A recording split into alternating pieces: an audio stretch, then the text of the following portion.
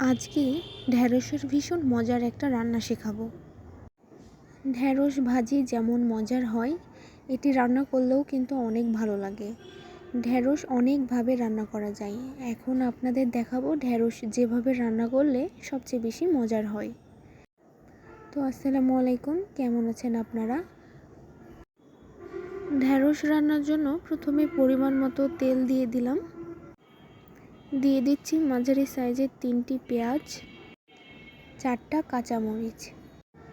পেঁয়াজগুলো একটু নরম হয়ে যাওয়ার পরে দিয়ে দিচ্ছি 1 চা চামচ আদা, রসুন ও জিরা বাটা।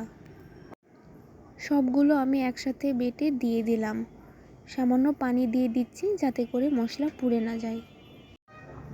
এরপর দিয়ে দিচ্ছি স্বাদ মতো লবণ, 1 চা চামচ হলুদ গুঁড়া, সামান্য মরিচ গুঁড়া, আপনারা ঝাল বাড়িয়ে কমিয়ে দিতে পারেন,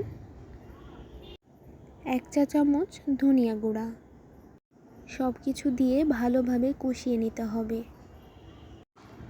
এখানে দিয়ে দিচ্ছি হাফ কেজির মতো ঢ্যাঁড়স।